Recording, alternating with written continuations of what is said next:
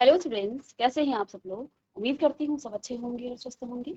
मैं Meena Rana ICT virtual class में आपका स्वागत करती हूँ। तो स्टूडेंट्स, हम पढ़ रहे हैं क्लास 12 का मैथ्स और जैसा कि आप जानते हैं डिफरेंशियल इक्वेशंस को हम यहाँ पर रिवाइज कर रहे हैं। और प्रीवियस लेक्चर में हमने डिफरेंशियल इक्वेशंस को आप कैसे सॉल्व करते हैं, दो मेथड यहाँ पर हमने पढ़ लिए हैं। पहला मेथड आपका वेरिएबल सेपरेबल मेथड है और दूसरा हमने होमोजेनियस डिफरेंशियल इक्वेशंस को आप कैसे सॉल्व करते हैं ये हमने पढ़ लिया है। और इस पर बेस हमने कुछ एग्जाम्पल्स भी सॉल्व कर दिए। एक लास्ट एग्जाम्पल यहाँ पर दर्शाइए कि वक्रों का जो कुल है जिनके किसी बिंदु एक्स वाई पर स्पर्श रेखा की प्रवणता x square plus y square upon 2xy है। तो x square minus y square is equal to c x प्रदत्त है। तो देखिए, आप जानते हैं कि स्पर्श रेखा की जो प्रवणता है जिसको आप क्या कहते हैं, स्लोप ऑफ टेंजेंट जिसको आप कहते हैं, ठीक है, इसको कहा जाता है स्लोप ऑफ टेंजेंट। और slope of tangent family of curve क्या होता है, फैमिली ऑफ कर्व क्या होता है, देखिए ये आपका टेंजेंट क्या हो जाता है, d y upon D x बराबर आपका क्या आ जाएगा, x square plus y square upon 2xy। इसको जब आप सॉल्व करेंगे, इसको सॉल्व करने के बाद आपको इसका आंसर ये निकालना है। ठीक है, क्वेश्चन क्या कह रहा है कि दर्शाइए कि वक्रों का जो कुल है जिनके किसी बिंदु पर स्पर्श रेखा की प्रवणता, स्पर्श रेखा की प्रवणता क्या होती है, d y upon D x आपकी दे रखी है। ठीक है, और ये आपको निकालना है x square minus y square is equal to c x. तो ये हमें आंसर निकालना है। ठीक है, तो देखिए हमने जैसा कि अभी पढ़ा था d y upon D x is equal to x square plus y square upon 2xy। तो हमने होमोजीनियस डिफरेंशियल इक्वेशंस के बारे में पढ़ा है, तो उससे आप इसको सॉल्व कर सकते हैं। तो यहाँ से देखिए बेटा, आप क्या करेंगे, d y upon two types की हमने बेसिकली यहाँ पर होमोजीनियस डिफरेंशियल इक्वेशन पढ़ी थी। पहले में आपके पास क्या था, d y upon D x is equal to, ये आपका किस फॉर्म में आना चाहिए, जी वाई अपॉन एक्स के फॉर्म में। और दूसरा फॉर्म हमने क्या देखा था, d x upon d y, y के रिस्पेक्ट में एक्स का हम क्या कर रहे हैं, डेरिवेटिव्स निकाल रहे हैं। तो ये आपका एच एक्स अपॉन वाई के फॉर्म में इस तरह से। ठीक है, प्रीवियस में हमने यहाँ पर एच जी लिख दिया था, उससे फर्क नहीं पड़ेगा। ठीक है, तो देखिए ये बेसिकली इस फॉर्म में आना चाहिए वाई अपॉन एक्स। तो आप दोनों मेथड से इस क्वेश्चन को सॉल्व कर सकते हैं। आप चाहें तो यहाँ से एक्स स्क्वायर को कॉमन ले लें या फिर वाई स्क्वायर को। तो आप, मैं इस फॉर्म में, क्योंकि हमने क्या कहा था 90% हम इसी फॉर्म में क्वेश्चन को सॉल्व करेंगे। कुछ क्वेश्चन ऐसे होंगे जिनको आप इस फॉर्म में कन्वर्ट नहीं कर सकते हैं, तो फिर आपको इस फॉर्म में ही उसको क्या करना पड़ेगा, उसको सॉल्व करना पड़ेगा। और इसके लिए अलग अलग मेथड बताए थे। ठीक है, यहाँ पर हम कुछ सब्स्टिट्यूशन करते हैं फर्स्ट मेथड और सेकंड मेथड। ठीक है, तो यहाँ पर देखिए आप इसको होमोजेनियस डिफरेंशियल इक्वेशन बनाएंगे पहले। तो d y upon D x is equal to, x को मैं कॉमन ले लो एक्स स्क्वायर को, तो यहाँ पर आपका 1 plus y square upon x square upon में यहाँ से भी एक्स स्क्वायर कॉमन आ जाएगा, तो 2y अपॉन एक्स। ठीक है, इससे ये कट जाएगा तो आपको इक्वेशन क्या मिल गई है, डी वाई अपॉन, इक्वेशन यहाँ पर आपको मिल गई है 1 प्लस, ये भी आपका एक्स स्क्वायर के फॉर्म में आ जाएगा, तो 1 plus y square upon x square और अपॉन में 2y अपॉन एक्स। अब ये जो आपका क्वेश्चन है ये किस फॉर्म में आपका आ गया है, ये आपका आ गया है g ऑफ वाई एक्स। जो d y upon D x है, जो d y upon D x है, ये आपका g of y upon x. क्यों, क्योंकि जो y upon d y upon D x है वो y अपॉन एक्स पर डिपेंड कर रहा है।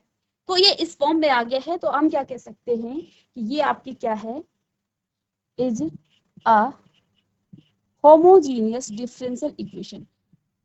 इसको आप शॉर्ट में लिखेंगे HDE, होमोजीनियस डिफरेंशियल इक्वेशन। क्योंकि ये एक होमोजीनियस डिफरेंशियल इक्वेशन है तो हम यहाँ पर कुछ सब्स्टिट्यूट करेंगे, y बराबर vx, इसका डेरिवेटिव जब आप करेंगे तो dy अपॉन dx बराबर आपको क्या मिल जाएगा, first function as it is, second function का डेरिवेटिव 1 प्लस में, सीधे प्लस यहाँ लिखूं मैं, प्लस फर्स्ट फंक्शन यानी कि x dv अपॉन dx, क्योंकि x के रिस्पेक्ट में करेंगे, इसका फंक्शन आपका x के उसमें है। ठीक है, तो इन दोनों सब्स्टिट्यूशन को आपने कर देना है यहाँ पर, ठीक है। यहाँ पर इन दोनों सब्स्टिट्यूशन को, अब देखिए y बराबर आपका vx है, तो y अपॉन x बराबर आपका क्या आ जाएगा, ये आपका v के इक्वल आ जाएगा। इसको सब्स्टिट्यूट कीजिए यहाँ पर, तो यहाँ से आपको क्या मिल जाएगा, dy अपॉन dx बराबर वन प्लस ये आपका v स्क्वायर अपॉन में 2v, ठीक है। और यहाँ पे हमने सब्स्टिट्यूट इधर सब्स्टिट्यूट नहीं किया है, यहाँ पर भी dy अपॉन dx को हम सब्स्टिट्यूट करेंगे। क्या क्या चीजें हमने यहाँ पर सब्स्टिट्यूट करनी है, एक तो dy अपॉन dx का क्या लिखना है, v प्लस x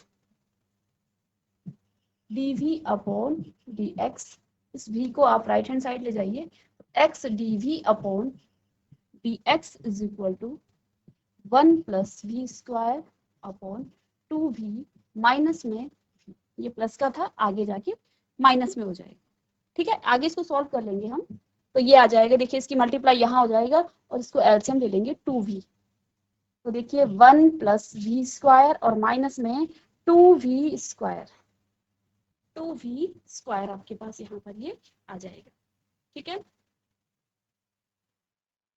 तो इससे ये कट के ये आपको क्या मिला, 1 प्लस, देखिए इसको काटेंगे आप तो ये माइनस में आ जाएगा, 1 minus v square plus minus का और अपॉन में 2v, तो अब आपको क्या मिला, x dv अपॉन dx बराबर 1 माइनस v स्क्वायर अपॉन में 2v। अब सेपरेट कर सकते हैं आप इसको, वेरिएबल सेपरेबल मेथड से इसको सॉल्व कर सकते हैं। तो देखिए ये आपका v का फंक्शन है तो ये इधर जाएगा, तो 2v अपॉन में 1 माइनस v स्क्वायर और dv इज इक्वल टू, यहाँ पर dx ऊपर जाएगा और x आपका नीचे आएगा, ठीक है। हमने इसको वेरिएबल सेपरेबल मेथड अब यहाँ पर लगा दिया, ठीक है। अब इंटीग्रेट करेंगे बोथ साइड का, तो इंटीग्रेशन गेटिंग बोथ साइड, तो दोनों साइड का आप जब इंटीग्रेशन करेंगे, यहाँ पर देखिए इंटीग्रेंड में आपका फंक्शन और फंक्शन का डेरिवेटिव मौजूद है, तो 1 माइनस v को 1 माइनस v स्क्वायर को जब आप t पुट करेंगे, डिफ्रेंशिएट करेंगे, तो माइनस में 2v is equal to d t, ये इसको सेपरेट कर लेंगे हम, dv और dx dv बराबर dt, ठीक है। तो यहाँ आपने क्या रखना है, माइनस 2 dx dx आ जाएगा, x के रिस्पेक्ट में कर रहे हैं इसका, dx x के रिस्पेक्ट में नहीं होगा, ये आपका v के रिस्पेक्ट में, यहाँ थोड़ा सा आपकी मिस्टेक हो गई है, यहाँ पर dv आना चाहिए, क्योंकि फंक्शन पूरा ही आपका v के फॉर्म में है, तो यहाँ पर आपका v आना चाहिए, ठीक है। ये t हो जाएगा, तो यहाँ भी v के फॉर्म में हम करेंगे इसको, dv बराबर dt, ठीक है। इतना सब्स्टिट्यूट करके आप यहाँ पर रखेंगे, यहाँ पर रखने के बाद आपको क्या मिलेगा, माइनस में आ जाएगा, ये माइनस साइन नहीं है यहाँ पे, तो माइनस साइन यहाँ आ जाएगा, और dt अपॉन t, तो ये आ जाएगा माइनस में log ऑफ t, और t की जगह हमने क्या रखा है, माइनस में log of 1 minus v square, आपका इस तरह से आ जाएगा। आप मॉड ना भी लगाएं, क्योंकि यहाँ पर डिफरेंशियल इक्वेशन में मैंने क्या कहा था, आप मॉड ना भी लगाएं तो भी चलेगा, ठीक है। और आगे भी देखिए, इसको भी जब डिफरेंशिएट करेंगे, यानी मैं यहाँ पे जगह नहीं है तो मैं इसको, इस पूरे फंक्शन को क्या लिख देती हूँ, माइनस में log of 1 minus v square, ऐसा लिख सकते हैं हम, ठीक है। और is equal to log of mod x लिखें या x लिखें और प्लस में c। अब देखिए मुझे आंसर cx में चाहिए, तो मैं इस जो आपके पास क्या है आर्बिट्री कांस्टेंट है, उसको भी log के फॉर्म में इस तरह से लिख सकती हूँ, ठीक है। उसको भी हम log के फॉर्म में लिख सकते हैं, ठीक है। अगर हम यहाँ पर डिफरेंशियल इक्वेशन में यहाँ पर मॉड ना लगाएं तो भी कोई दिक्कत नहीं होगी, यहाँ पर आप x लिख सकते हैं। अब देखिए ये माइनस है, log में कोई power, log m raise to the power n, तो ये पावर आपकी नीचे आ जाती है, तो ये -1 को जब मैं ऊपर ले जाऊंगी तो माइनस साइन हट जाएगा, 1/log(1 माइनस v स्क्वायर) बराबर में log m प्लस n, तो log ऑफ cx इसको आप लिख सकते हैं, log ऑफ cx लिख सकते हैं इसको, ठीक है। अब यहां से log से आपका log कट जाएगा, log से log कटेगा, आगे देखिए आपको क्या मिला, 1/1 माइनस v स्क्वायर बराबर cx, ठीक है। अब क्योंकि आपका जो ओरिजिनल क्वेश्चन था वो आपका x और y की फॉर्म में था, तो जहां आपका v है वहां हमने v बराबर क्या पुट किया था, y अपॉन x, तो 1/1 minus y square upon x square is equal to cx। तो ये ऊपर जाएगा, यहाँ से एलसीएम आप ले लेंगे x स्क्वायर का,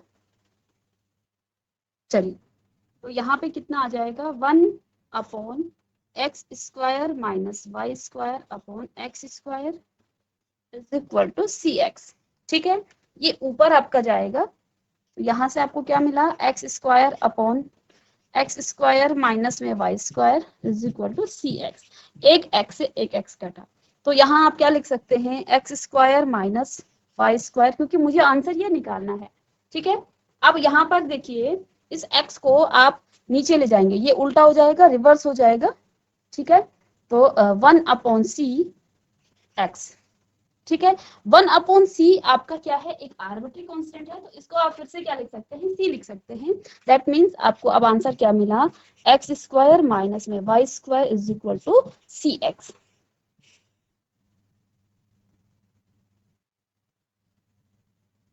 तो देखिए हमने आंसर निकाल लिया है। आपको यहाँ पर क्या दर्शाना था कि वक्रों का जो कुल है, यानी कि जो टोटल है, वो जिनके बिंदु एक्स वाई पर स्पर्श रेखा की जो प्रवणता है वो आपको गिवन है। स्पर्श रेखा की प्रवणता, स्लोप ऑफ टेंजेंट को आप dy अपॉन dx के फॉर्म में इस तरह से लिख सकते हैं। तो आपको ये दिखाना है कि ये इसके द्वारा प्रदत्त जो आपका जनरल सॉल्यूशन है वो आपका ये होगा। तो यहाँ पर हमने जो आपके कौन से क्वेश्चन थे, होमोजीनियस डिफरेंशियल इक्वेशन थे, उसके सारे क्वेश्चंस का हमने यहाँ पर रिवीजन कर लिया है। और नेक्स्ट, क्योंकि हमने जब आपको शुरू में क्वेश्चन कराए थे, हमने आपको 3 तरह के, जब आप डिफरेंशियल इक्वेशन को कैसे आप क्या करते हैं, सॉल्व करते हैं, इसके लिए 3 मेथड बताए थे। पहला मेथड था वेरिएबल सेपरेबल मेथड, दूसरा मेथड है आपका होमोजीनियस, और तीसरा था लीनियर डिफरेंशियल इक्वेशन को आप कैसे क्या करते हैं, सॉल्व करते हैं। अब हम इसके बारे में पढ़ेंगे। तो देखिए हेडिंग डालेंगे लीनियर डिफरेंशियल इक्वेशन, थर्ड है इसका।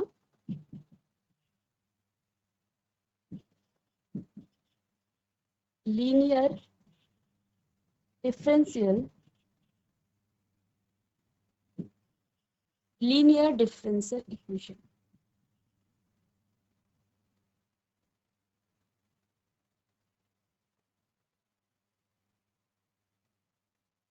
लीनियर डिफरेंशियल इक्वेशन या फिर रैखिक अवकलन,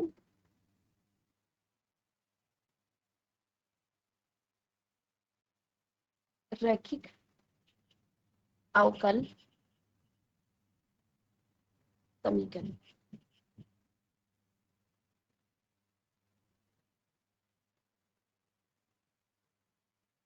रैखिक अवकल समीकरण, ठीक है।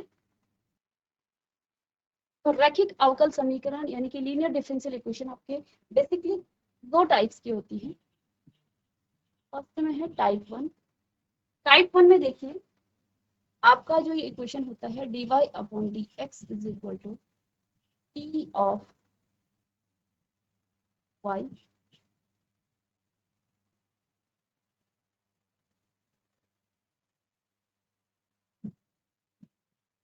इज इक्वल टू 3, ठीक है। इस फॉर्म में आपका क्या होता है, ये फर्स्ट टाइप का जो आपका लीनियर इक्वेशन है, डिफरेंशियल इक्वेशन है, ये आपका इस टाइप में होता है, ठीक है। यहाँ पर p और q आपके क्या है, where p and q are function of fx, ठीक है, और कांस्टेंट, ये क्या है, फंक्शन ऑफ एफ एक्स और कांस्टेंट। ठीक है, इसको सॉल्व करने के लिए how to solve it, how to solve it, आप इसको सॉल्व कैसे करते हैं। पहला जो आपको सॉल्व करने का तरीका है, पहले आप क्या करेंगे, इंटीग्रेटिंग फैक्टर आप निकालेंगे, इंटीग्रेटिंग फैक्टर, इंटीग्रेटिंग फैक्टर आप निकाल लेंगे। कैसे निकालते हैं integrating factor, E integration of P D x. ठीक है, और दूसरा इसका निकालते हैं हम जनरल सॉल्यूशन।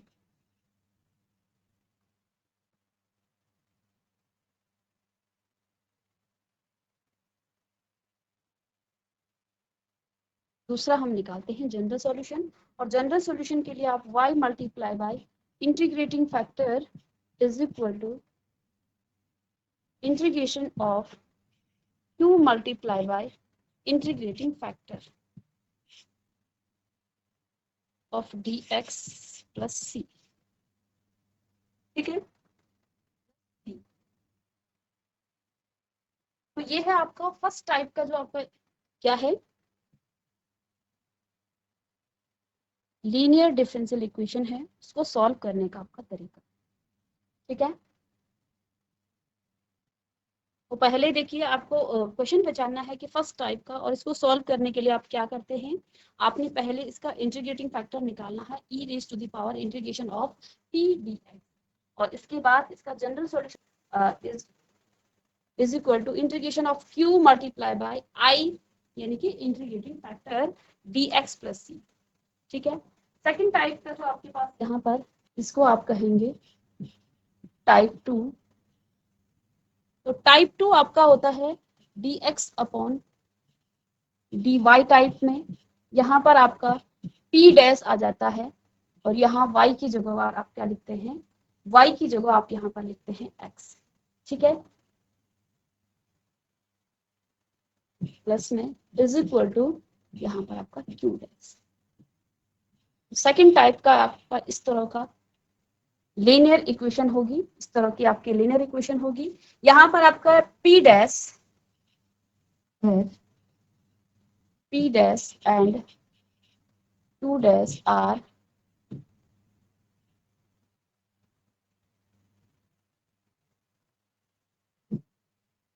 f ऑफ, यहाँ पर क्या था, f ऑफ x था, यहाँ पर f ऑफ y और कांस्टेंट, और कांस्टेंट।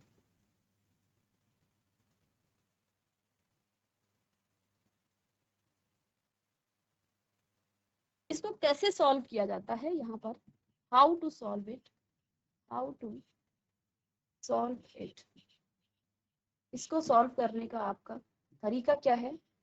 जैसे यहाँ पर आपने क्या किया था, इंटीग्रेटिंग फैक्टर निकाला था, इंटीग्रेटिंग फैक्टर आपने निकाला था, इसका factor of e raise to the power integration of p था, यहाँ पर पी डैश आप निकालेंगे, और इसको हम y के रिस्पेक्ट में इसका क्या करेंगे, इंटीग्रेशन करेंगे। वहां हमने किसमें किया था, x के रिस्पेक्ट में। ठीक है, ऐसे ही जब आप इसका फर्स्ट क्या निकालेंगे, इंटीग्रेटिंग फैक्टर निकाल लेंगे, सेकंड में हमें क्या करना है, इसका जनरल सॉल्यूशन निकालना है, जनरल सॉल्यूशन निकालना। जनरल सॉल्यूशन कैसे निकाला जाता है, यहाँ पर देखिए y इंटू था, यहाँ x multiply by integrating factor is equal to integration of q dash multiply by integrating factor of dy plus c।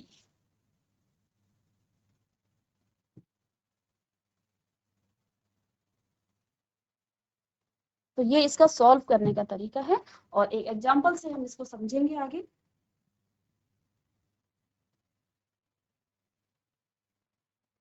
तो बेसिकली आपके पास जो लीनियर डिफरेंशियल इक्वेशन है, यानी कि रैखिक अवकल समीकरण है, इसको सॉल्व करने के लिए पहले तो आपके पास दो टाइप्स के इस तरह के क्या होते हैं, डिफरेंशियल इक्वेशन होंगे, जिनको आप लीनियर डिफरेंशियल इक्वेशन कहेंगे। फर्स्ट टाइप आपको इस तरह का मिलेगा, और सेकंड टाइप आपको इस तरह का मिलेगा, और इनको सॉल्व करने का जो मेथड है, ये वर्किंग आपका टाइप रहेगा, इस तरह से आपने इसको वर्क करना, ठीक है। तो एक एग्जांपल देखिए, आपके एनसीईआरटी का एग्जांपल है,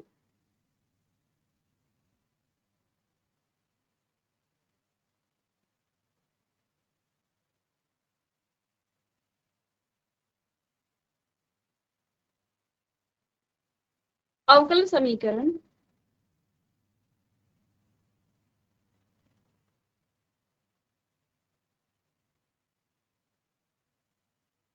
अवकल समीकरण dy by dx is equal to dy by dx minus y is equal to cos x। अवकल समीकरण dy upon dx minus y is equal to cos x का व्यापक हल आपको निकालना है।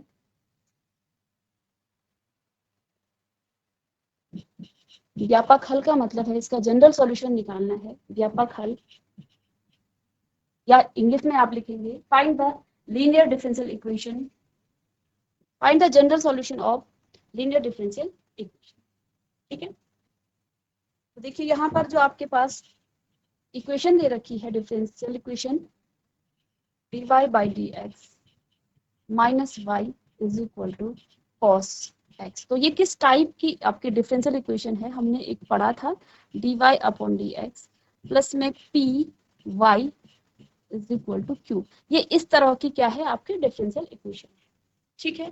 तो यहाँ पर आपका जो p है, p आपका -1 है और q आपका क्या है, q आपका cos x है। तो इसको सॉल्व करने के लिए बच्चों हमने एक मेथड आपको बताया था।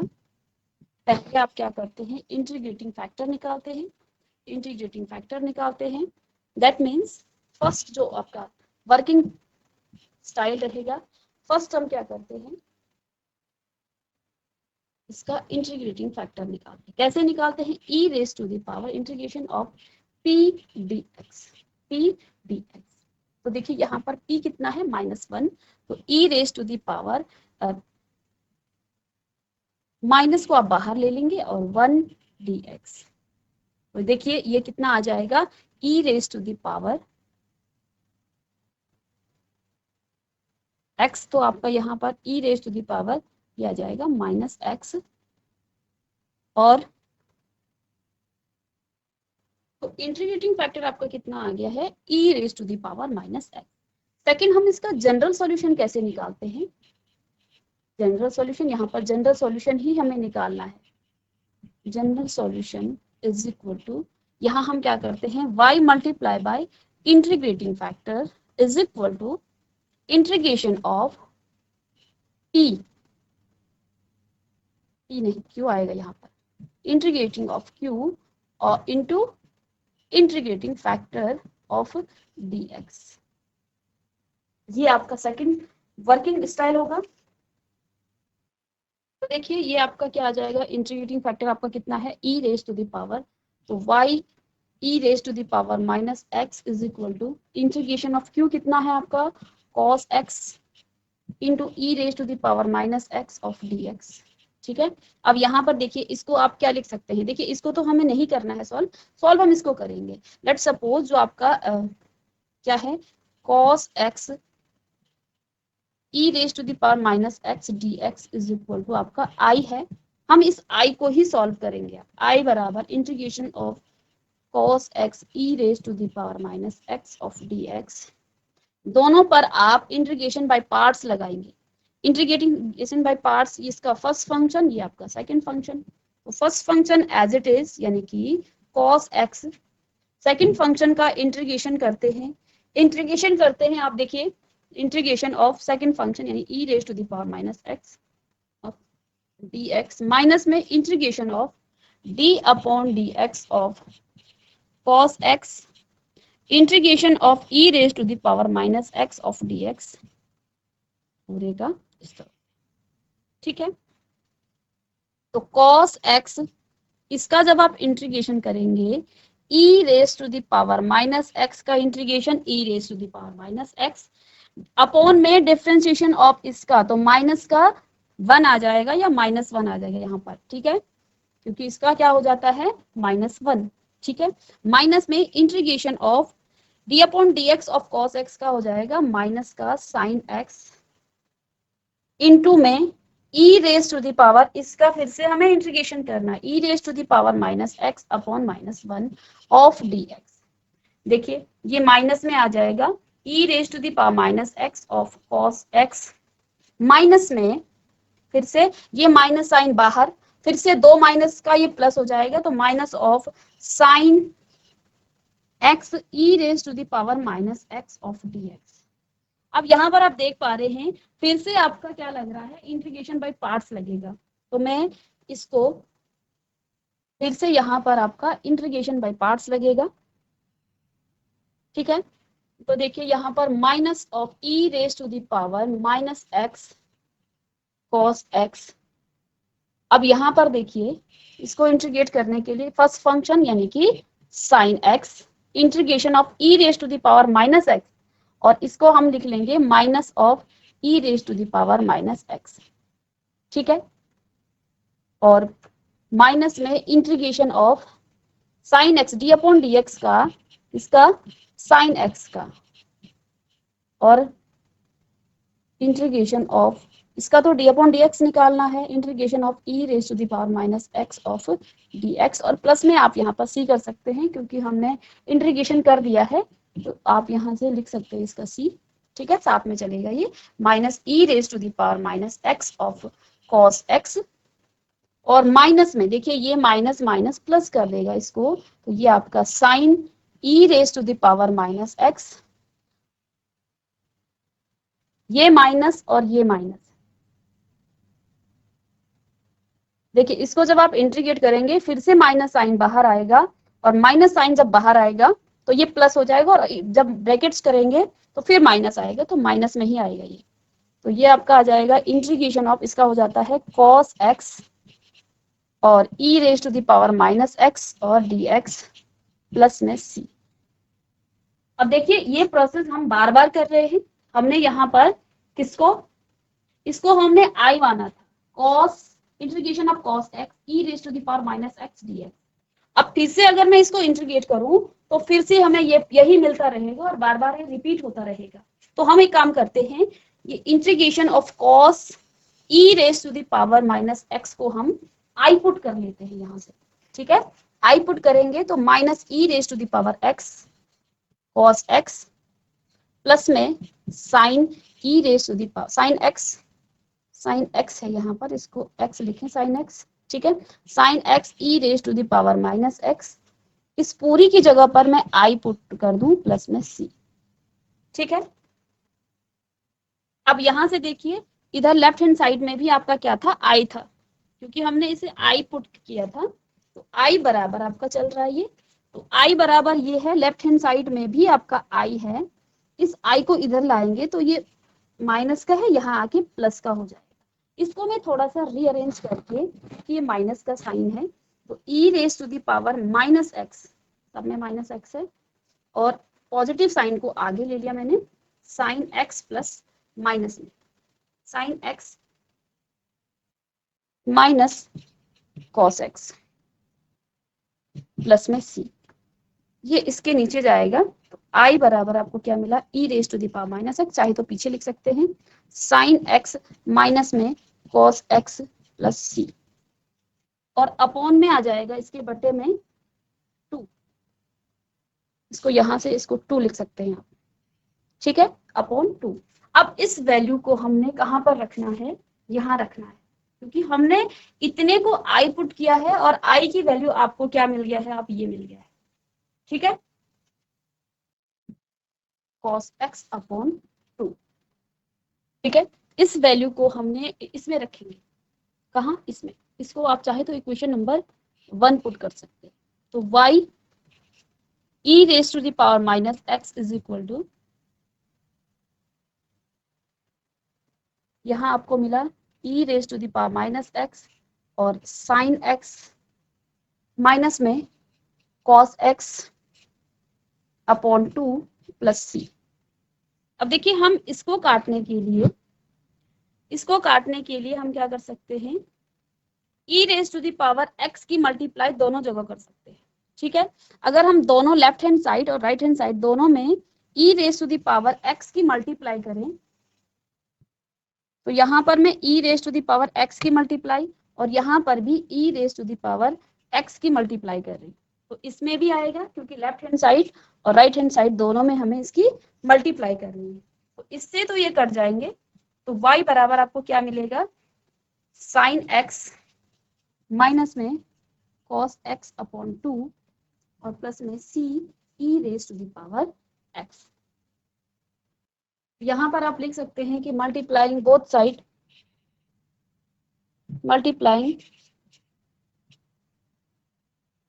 multiply by e raised to the power x both side। तो दोनों साइड आप e raised to the power x की मल्टीप्लाई करेंगे तो इससे ये कट जाएगा और ये आपका आंसर हो जाएगा। ठीक है, तो यहाँ पर हमने जो आपके लीनियर इक्वेशन थी, लीनियर डिफरेंशियल इक्वेशन है, इसको सॉल्व कैसे किया जाता है, इसके दो टाइप्स हमने बेसिकली आपको बताए, फर्स्ट टाइप और सेकंड टाइप, और इनको सॉल्व कैसे करते हैं, इनका ये वर्किंग आपके स्टेप हैं। एक एग्जांपल हमने इस जो टाइप है इस टाइप से ले लिया है, और नेक्स्ट क्लास में हम इससे जो रिलेटेड आपके जो एग्जांपल है उसको लेंगे। ठीक है, तो मिलेंगे नेक्स्ट लेक्चर में, तब तक के लिए thank you and have a nice day.